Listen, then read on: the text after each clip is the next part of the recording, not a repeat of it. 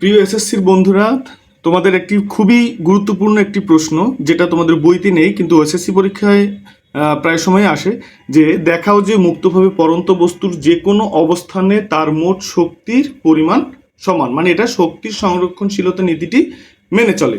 তো সেক্ষেত্রে আমরা যদি আগে একটু চিত্র এঁকে বুঝতে চাই যে কিভাবে আমরা এইটার প্রমাণটা করব।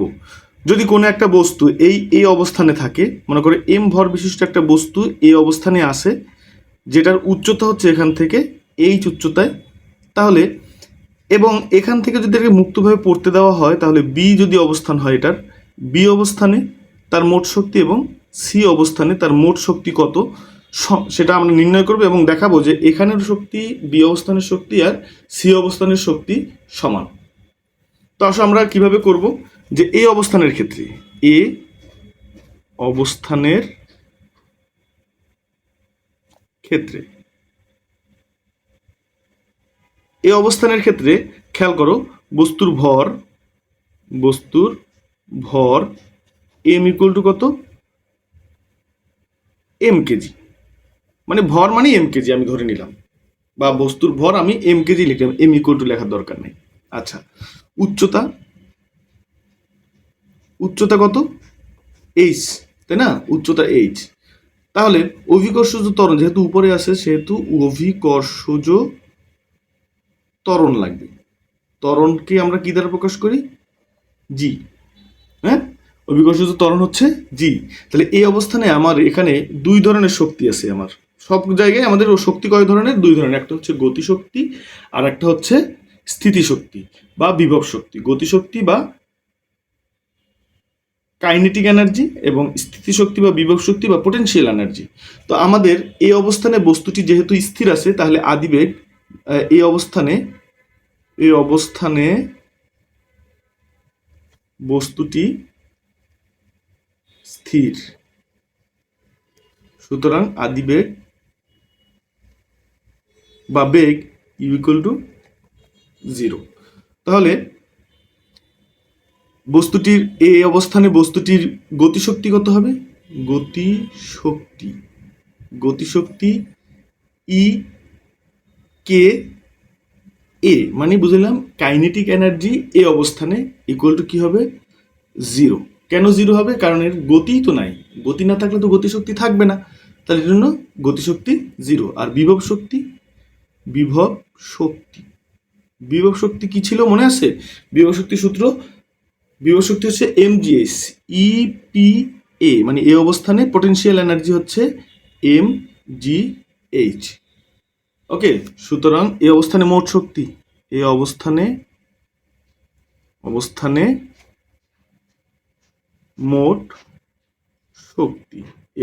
মোট শক্তি ই এ ইজ ইকুয়াল টু কত হবে, ইপি এ প্লাস ই কে এ। তাহলে ইপি এর মান কত, এম জি এইচ প্লাস এটার মান 0, তার মানে এম জি এইচ। এই অবস্থানে মোট শক্তি পেলাম আমরা এম জি এইচ, এই অবস্থানে মোট শক্তি পেলাম আমরা এম জি এইচ। এখন বি অবস্থানের ক্ষেত্রে আমরা যদি মনে করি যে এটাকে মুক্তভাবে, এই বস্তুটাকে আমরা এম ভর বিশিষ্ট বস্তুটাকে যদি আমি মুক্তভাবে ছেড়ে দেই, তাহলে এক্স দূরত্ব অতিক্রম করে, কত দূরত্ব, এক্স দূরত্ব অতিক্রম করে সে বি অবস্থানে পৌঁছায়। আর বি অবস্থানে তার উচ্চতা তাহলে কত হবে, যেহেতু এখান থেকে এই পর্যন্ত এক্স চলে আসছে আর টোটালটা হচ্ছে এইচ, তাহলে বাকি রইল কত, এইচ মাইনাস এক্স, এটা হচ্ছে তার উচ্চতা। তাহলে বি অবস্থানের ক্ষেত্রে কি হবে, আমি যদি পরের পেজে চলে যাই, বি অবস্থানের ক্ষেত্রে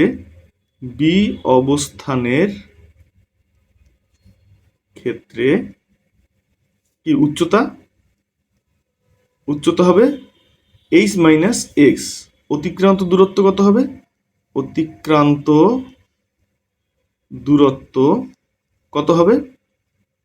অতিক্রান্ত দূরত্ব হবে এক্স, তাই না।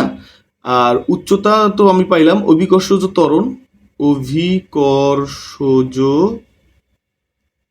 ত্বরণ তো আমরা জানি জি। তাহলে বি অবস্থানে বেগ কত হবে, বি অবস্থানে বেগ ভি ইকুয়াল টু আমরা বের করতে পারি নাকি, বেগ ভি ইকুয়াল টু কত সেটা বের করতে পারি কিভাবে, ভি ইকুয়াল টু আমরা বের করবো, তা আমরা জানি আমরা জানি ভি স্কোয়ার সমান সমান ইউ স্কোয়ার প্লাস টু জি এইচ। এইচ এর মান তো আমরা এখানে যেহেতু উপর থেকে নিচের দিকে পড়েছে, এইচ এর মানটা হবে না, এখানে হবে এক্স, তাই না? যেহেতু আমরা উপর থেকে নিচের দিকে পড়েছে তাহলে এইচ নেই, এইচ যখন নিচ থেকে উপরের দিকে যাবে, এখন এক্স দূরত্ব অতিক্রম করেছে তাই M G two g x. তাহলে ভি এর মান ভি স্কোয়ার ইকুয়াল টু কী হবে? ইউ এর মান তো শূন্য, যদি স্থির অবস্থান থেকে আসছে, তাহলে এখানে কি হবে?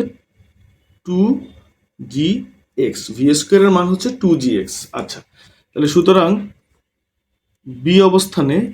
বি অবস্থানে দুই ধরনের শক্তি, একটা হচ্ছে গতিশক্তি। গতিশক্তি কেন? কারণ বি অবস্থানে গতিশীল আছে। গতিশক্তি E K B equal to half m v square. তাহলে হাফ এম ভি স্কোয়ারের মান হচ্ছে টু জি এক্স। এই টু কাটা যায়, থাকে এম জি এক্স। আশা করি বুঝতে পেরেছ কেন বি অবস্থানে বস্তুটি কি অবস্থায় আছে? গতিশীল অবস্থায় আছে। বি অবস্থানে বস্তুটি গতিশীল অবস্থায় থাকে।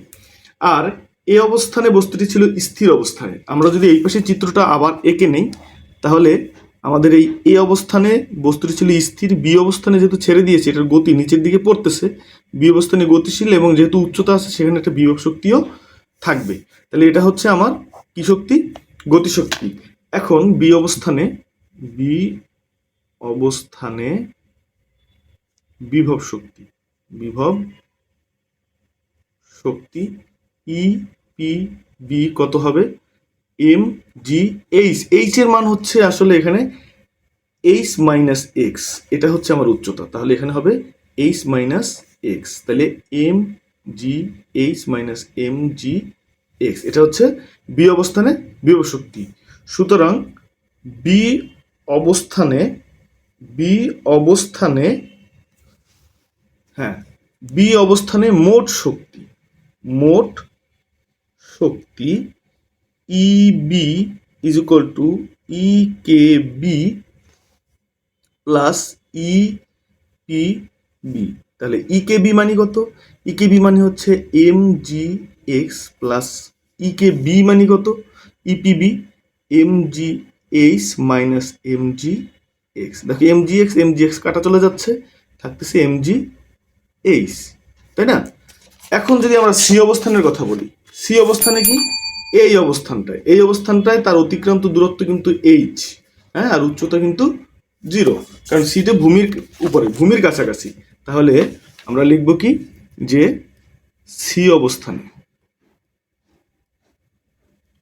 উচ্চতা এইচ ইকুয়াল টু জিরো, তারপরে অতিক্রান্ত দূরত্ব কত? এইচ। অতিক্রান্ত দূরত্ব এইচ। তারপরে কি? অভিকর্ষজ ত্বরণ কত? জি। তাহলে আমরা জানি কি, আগে আমরা এই অঙ্কে আমরা আগে ভি স্কোয়ার মানটা বের করবো, কারণ আমরা হাফ এম ভি স্কোয়ার জানি নাকি। আমরা জানি ভি স্কোয়ার সমান সমান ইউ স্কোয়ার প্লাস টু জি। এখন এইচ দিব। কেন এইচ দিব? কারণ আমার এই বস্তুটা পুরা এইচ দূরত্বই অতিক্রম করেছে, এখান থেকে পুরা এইচ দূরত্বটাই অতিক্রম করেছে, তাই আমরা এখানে কি করব? আমরা এখানে এইচ দিব। তাহলে ইউ যেহেতু জিরো, তাহলে আমার থাকতেছে শুধু টু জি এইচ, যেহেতু ইউ ইকুয়াল টু জিরো, আদিবেগ শূন্য। তো সুতরাং সি অবস্থানে গতিশক্তি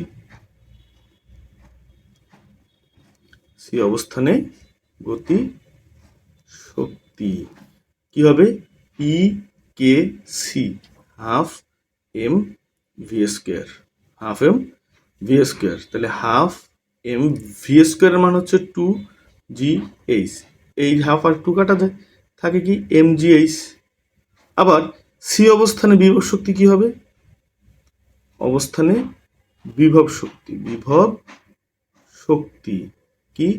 ই পি সি। যেহেতু সি অবস্থানে কোনো উচ্চতা নেই, আমরা বিভব শক্তি জানি কি? এম জি এইচ, যেখানে এইচ এর মান কত? এইচ এর মান হচ্ছে জিরো, কারণ উচ্চতা জিরো। তাহলে এম জি এইচ মানে কত? জিরো। তাহলে সুতরাং সি অবস্থানে